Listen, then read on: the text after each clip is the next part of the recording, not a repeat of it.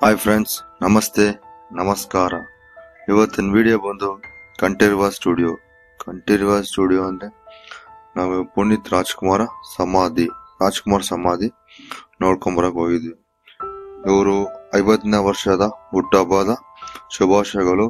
50 ವರ್ಷದ ಹುಟ್ಟುಹಬ್ಬ ಆಚರಣೆ ಮಾಡಿದ್ರಲ್ಲಿ ಅದಕ್ಕೆ ಮಾರ್ಚ್ 17ನೇ ತಾರೀಕು 1975 ಹುಟ್ಟಿರೋದು ಇವರು. ಅವತ್ತು ಸೋಮವಾರ ಹೋಗಕ್ಕಾಗಿಲ್ಲ, ಮಾರ್ಚ್ 17 ಸೋಮವಾರ ಹೋಗಕ್ಕಾಗಿಲ್ಲ. ಅದಕ್ಕೆ ಮಾರ್ಚ್ 20ನೇ ತಾರೀಕು ಹೋಗಿದ್ದೆ, ಅಲ್ಲಿ ನೋಡ್ಕೊಂಡ್ ಬರೋಣ ಅಂತ ಹೋಗಿದ್ದೆ. ಪುನೀತ್ ರಾಜ್ಕುಮಾರ್ ಸಮಾಧಿ ಆಮೇಲೆ ಪಾರ್ವತಮ್ಮ ಸಮಾಧಿ ನೋಡ್ಕೊಂಡ್ ಬರೋಣ ಅಂತ ಹೋಗಿದ್ದೆ. ಎಂಟ್ರೆನ್ಸ್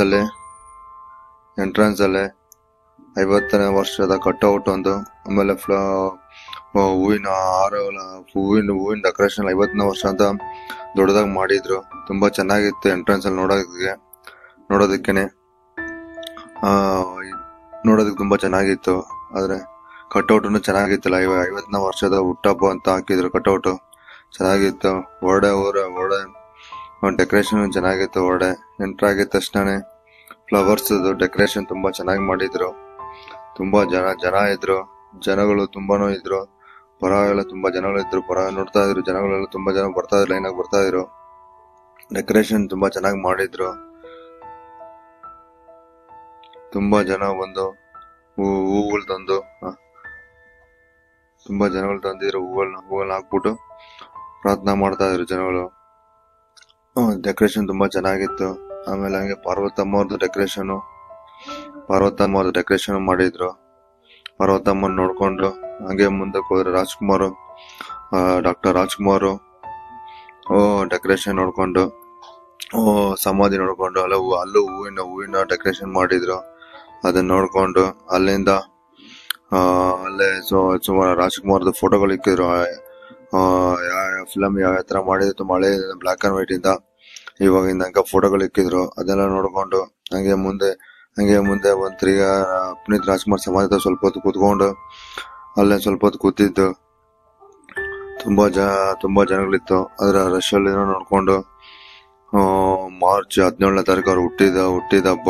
ಅಲ್ಲೇ ಮಾರ್ಚ್ 17ನೇ ತಾರೀಕು ಅವ್ರು ತೀರ್ಕೊಂಡಿರೋದು ಅಕ್ಟೋಬರ್ 29, 2021 ತೀರ್ಕೊಂಡಿರೋದು.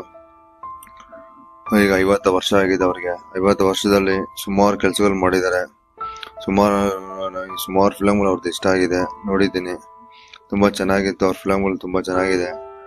ರಾಜ್ಕುಮಾರ್ ಸಾಂಗ್ ಬಂದು ಈಗಲೂ ಕೇಳಿದ್ರು ಅವ್ರ ಕಣ್ ಮುಂದೆ ಇದ್ದಂಗೆ ಇರ್ತದೆ. ತುಂಬಾ ಚೆನ್ನಾಗಿ ಮಾಡಿದ್ರು. ಫಿಲಮ್ ತುಂಬಾ ಇಷ್ಟ ಆಯ್ತು ನೋಡೋದಕ್ಕೆ.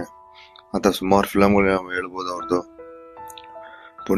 ಪುನೀತ್ ಬಾಸ್ ಅವ್ರದ್ದು ತುಂಬಾ ಚೆನ್ನಾಗಿತ್ತು ಕೇಳೋದಕ್ಕಂತ. ತುಂಬಾ ಚೆನ್ನಾಗಿ ಮಾಡಿದ್ರು. ತುಂಬಾ ತರ ಸೋಷಿಯಲ್ ವರ್ಕ್ಸ್ ಮಾಡಿದ್ದಾರೆ. ತುಂಬಾ ಚೆನ್ನಾಗಿತ್ತು. ಅವರು ತುಂಬಾ ಚೆನ್ನಾಗಿದ್ರು.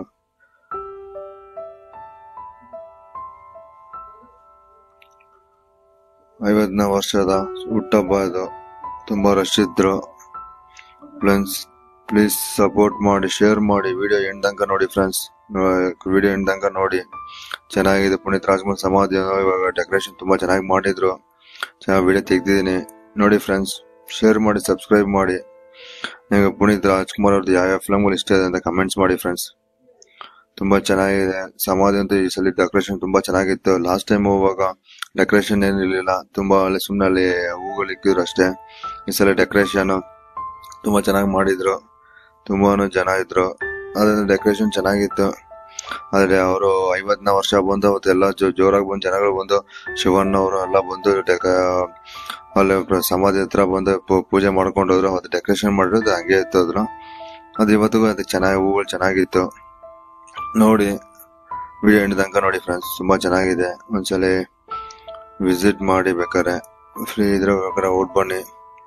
ಶೇರ್ ಮಾಡಿ, ಸಬ್ಸ್ಕ್ರೈಬ್ ಮಾಡಿ ಫ್ರೆಂಡ್ಸ್. ಜೈ ಕರ್ನಾಟಕ, ಜೈ ಭಾರತಿ. Thank you friends.